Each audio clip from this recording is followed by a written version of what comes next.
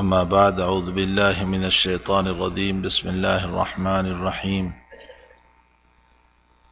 نحن نقص عليك نبأهم بالحق إنهم فتية آمنوا بربهم وزدناهم هدى وربطنا على قلوبهم إذ قاموا فقالوا ربنا رب السماوات والأرض لن ندعو من دونه إلها لقد قلنا إذا شططا هؤلاء قوم اتخذوا من دونه آلهة لولا يأتون عليهم بسلطان بين فمن أظلم ممن افترى على الله كذبا صدق الله العظيم اللهم صل على سيدنا حبيبنا وشفيعنا وسندنا مولانا محمد وبارك وسلم. بزرگان محترم،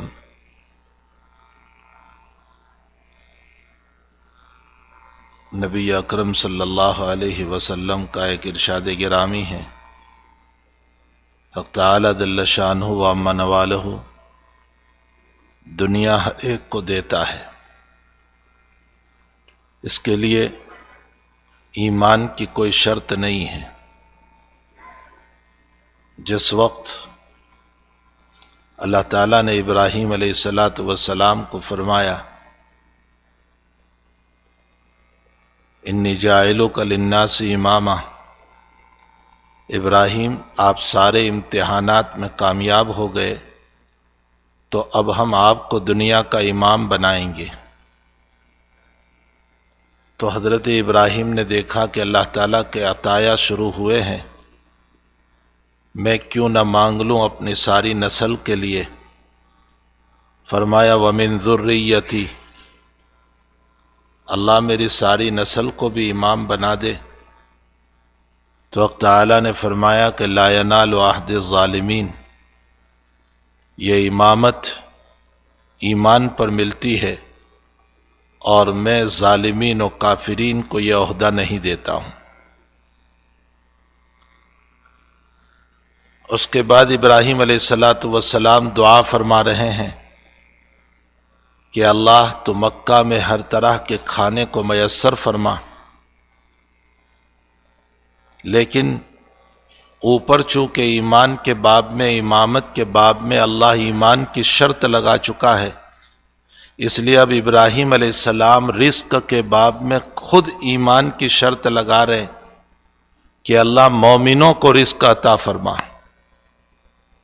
حق تعالیٰ نے رزق پر فوراً فرمایا ومن کفر، رزق صرف مومنوں کو نہیں دوں گا، میرے نافرمانوں کو بھی دوں گا.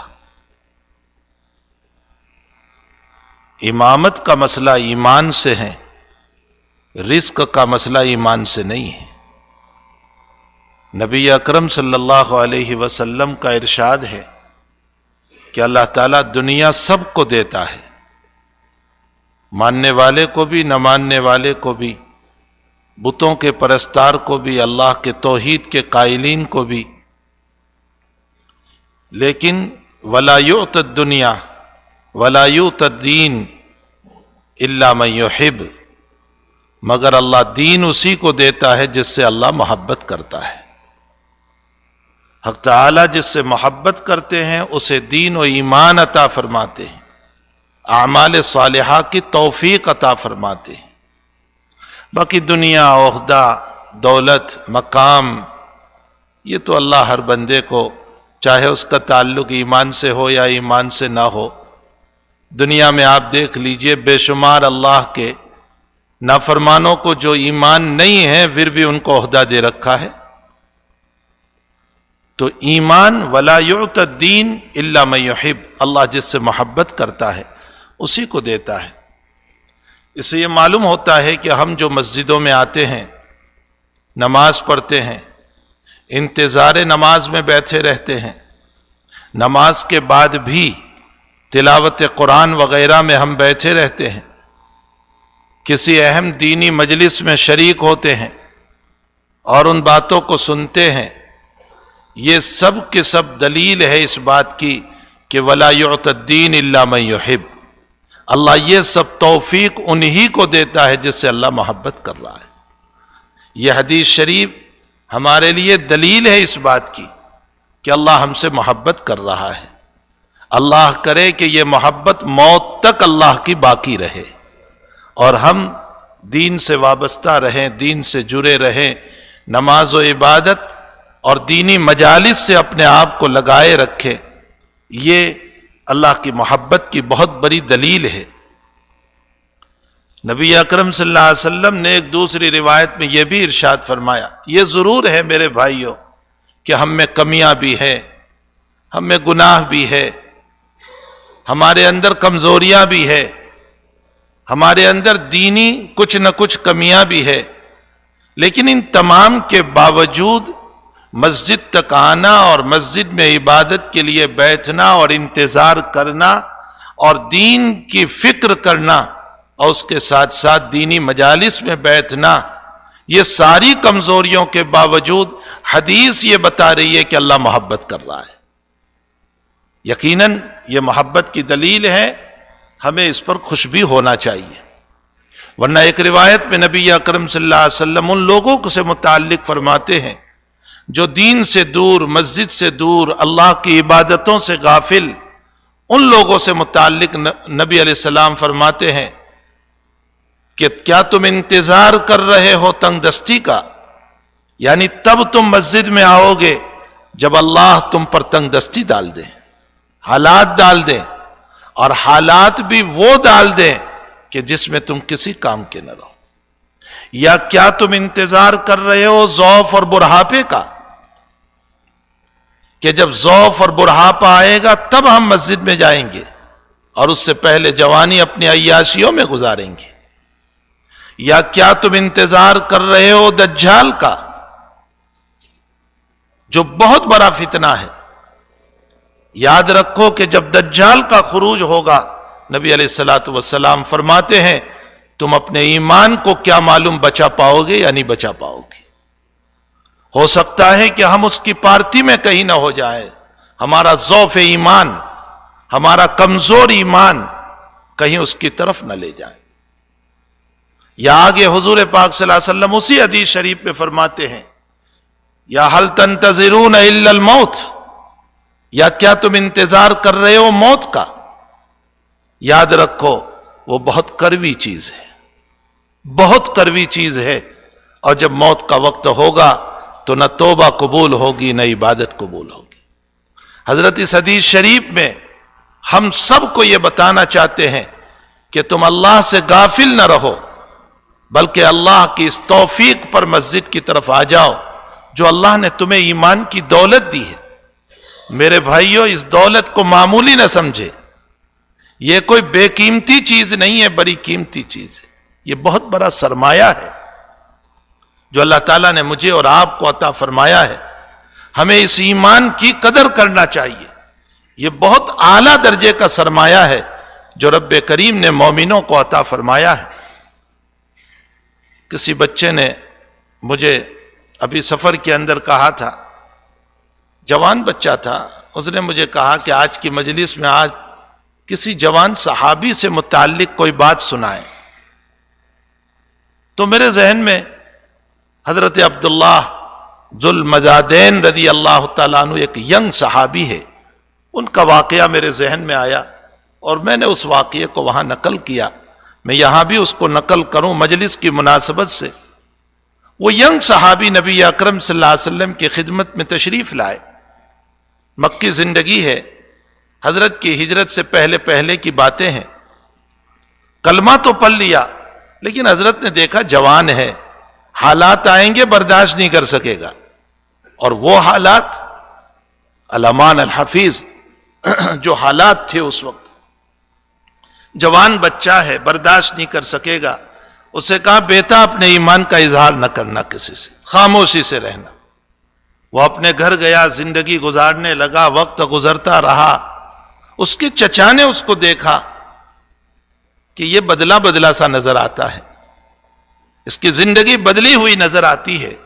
100% میرے بھائیوں، حقیقت یہ ہے کہ جب دین آتا ہے اور ایمانی اسپیڈ آتی ہے نا تو اس کی زندگی میں تبدیلی بھی آتی ہے۔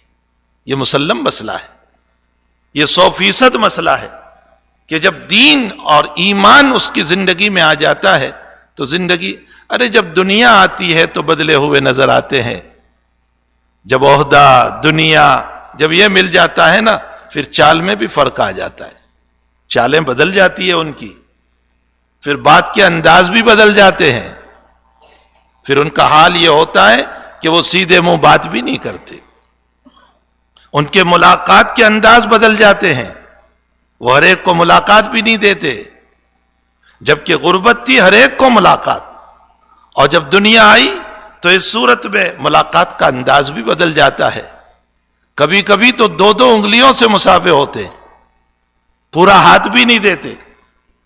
تو جب دنیا آتی ہے تو انسان کی زندگی بدل جاتی ہے، پھر مکان چینج ہوتے ہیں، پھر وہ اپارٹمنٹ سے نکل کر کے بنگلہ، اور بنگلے سے نکل کر کے محل، اور محل سے نکل کر کے فارم، اور نہ معلوم کیسے کیسے۔ جب دنیا آتی ہے تو اولاد کے پڑھنے کے انداز بھی بدل جاتے ہیں، اولاد کی اسکولیں بھی چینج ہو جاتی ہے۔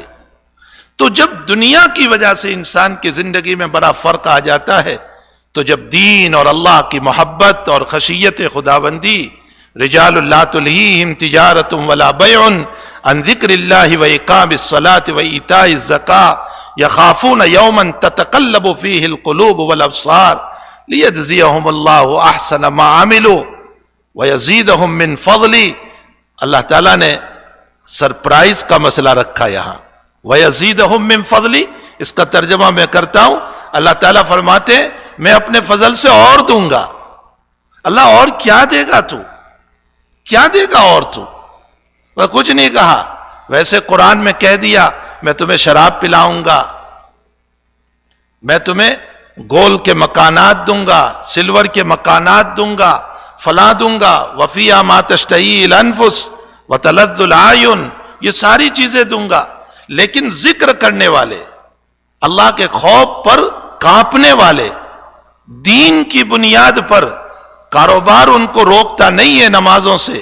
رجال لا تلہیہم تجارۃ ولا بیع عن ذکر اللہ واقام الصلاۃ وایتاء الزکاۃ، اور ان کا حال یہ ہے کہ یخافون یوما تتقلب فیہ القلوب والابصار، جب جہنم کا تذکرہ سنتے ہیں تو ان کے دل لرزتے ہیں، کانپتے ہیں کہ سب کچھ کرنے کے بعد بھی اگر اللہ نے رد کر دیا تو میں کیا کہوں گا۔ ہمارے شاہ ولی اللہ صاحب رحمۃ اللہ علیہ ہمارے اکابر میں سے گزرے ہیں، تہجد پڑھنے کے بعد اخیر میں ان کی دعا منقول ہے، اے اللہ تڑپا تو ہوں لیکن قبول نہ کیا تو میں مردود ہوں، تڑپتا تو رہا لیکن قبول نہ کیا تو میں مردود ہوں تیری نگاہ میں۔ یہ دین والوں کا حال، یہ نیک لوگوں کا حال، یہ ایمان والوں کا حال۔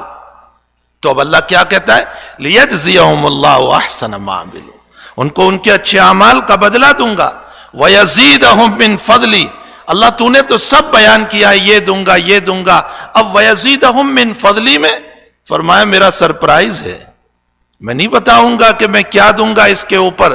جب تم تڑپتے ہو، جب تم مجھ سے ڈرتے ہو، جب تمہاری دنیا میری عبادت سے نہیں روکتی، جب تم میرے ذکر میں رہتے ہو تو میں کیا دوں گا نہیں بتاؤں گا۔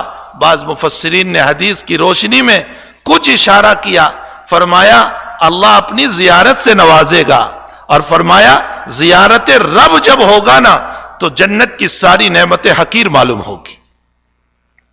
محبوب کی زیارت، دنیا میں کسی سے محبت ہو جائے، اس کی ملاقات پر کھانا چھوٹ جاتا ہے، پینا چھوٹ جاتا ہے، رات کی نیندیں، ارے زیارت تو بہت دور کی بات، فون پہ بات کرتے ہیں تو پوری پوری رات گزر جاتی ہے اور یہ پتہ بھی نہیں چلتا کہ میری رات کہاں گزر گئی۔ وہاں تو رب العالمین کی زیارت ہونے والی۔ وَيَزِيدَهُم مِّن فَضْلِي، اللہ کہتا ہے میں میرے فضل سے تمہیں کچھ عطا کرنے والا ہوں، بہت بڑی چیز وہ دینے والا ہے۔ تو بہرحال جب دنیا آتی ہے تو زندگی میں فرق آ جاتا ہے، دین آتا ہے تو فرق کیوں نہیں ہوتا؟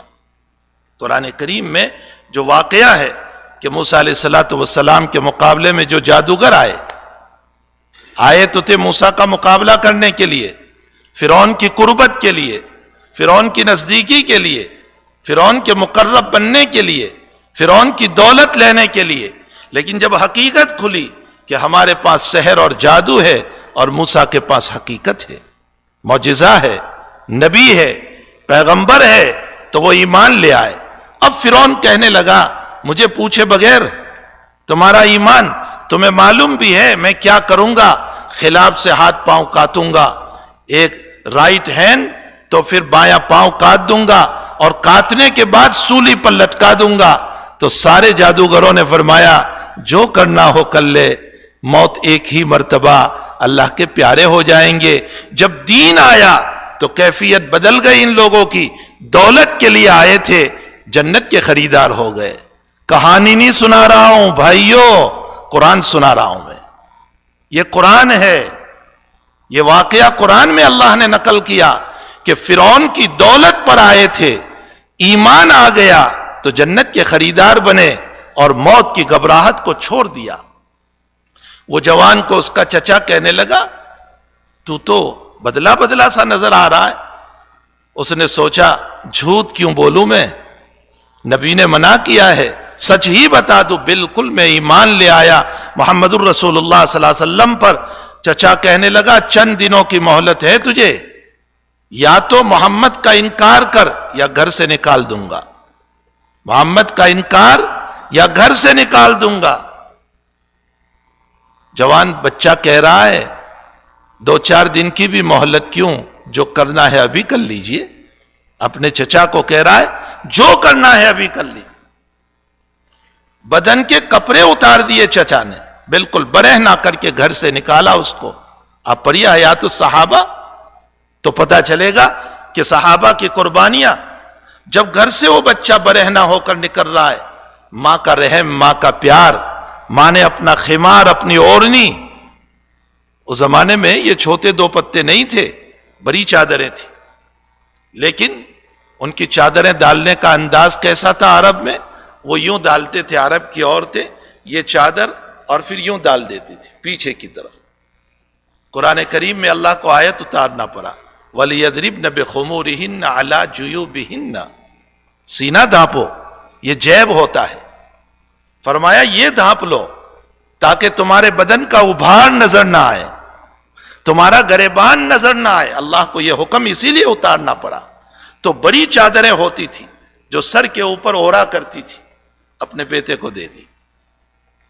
بیٹے نے اس کا 2 ٹکڑے کیے، ایک اپنے سطر کو چھپایا اور ایک اپنے پاس رکھا۔ حضرت نبی علیہ السلام مدینے پہنچ چکے ہیں، یہ جوان بچہ اسی حالت کے اندر اپنے نبی کے پاس پہنچ رہا ہے اور سارا واقعہ بیان کر رہا ہے۔